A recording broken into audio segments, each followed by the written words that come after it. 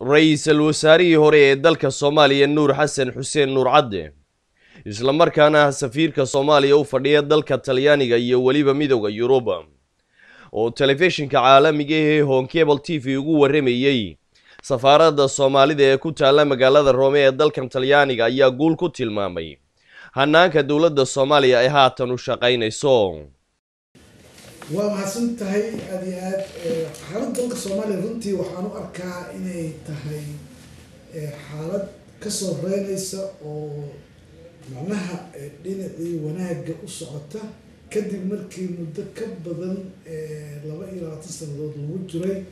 dhibaatooyin iyo culays fara badan oo ummadda Soomaaliyeed haystay meel kasta ay joogaan. waxaan moodaa hadda in kulay rajo fiican ay soo iftiimayso in muxuu ahay waxyaalo badan oo wanaaga ay macnaha la arki karo inay soo socdaan. Nuur Xasan Xuseen ayaa mar kale waxaan weydiiyay wada hadallo dhawaan uga socday Somaliland iyo Soomaaliya dalka Turkiga, Ingiriiska iyo waliba isu taga Imaaraadka Carabta kaasoo kii u dambeeyay ay kala hogaaminayeen Axmed Maxamed Maxamuud Siilaan iyo madaxweynaha Somaliland iyo waliba Professor Xasan Sheekh Maxamuud madaxweynaha dawladda federaalka ee Soomaaliya. xaqiiqdii waa su'aal aad iyo aad u wanaagsan oo marka arrinta ku saabsan wada hadallada u socda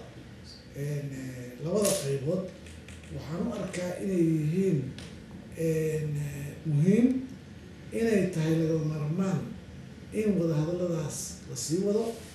in la turxaan bixiyo in la gaarsiiyo heer ay yoolkii la rabay lagu gaaro. kadib burburkii dawladdii dhexe ee dalka Soomaaliya ayaanay jirin safaarad si rasmi ah uga howlgasho guud ahaan caalamka gaar ahaan qaaraddan Yurub. safaaradda Soomaalidu ay ku leeyihiin dalkan Talyaaniga ayaa takaliya ee imka si dhaqdhaqaaqeedu u shaqeeyo iyadoo safaaradihii kale ee Soomaalidu ay ku lahaayeen dalalkan Yurubna runtii qaarkood la ilaaway goobihii ay ku yaaleen qaarkoodna ay gacanta ugu jiraan dad shisheeye. Mustafa Xaaji Aadan Haaruun, telefishinka caalamiga ee Home Cable TV, safaaradda Soomaalidu ay ku leeyihiin Roma, Italy.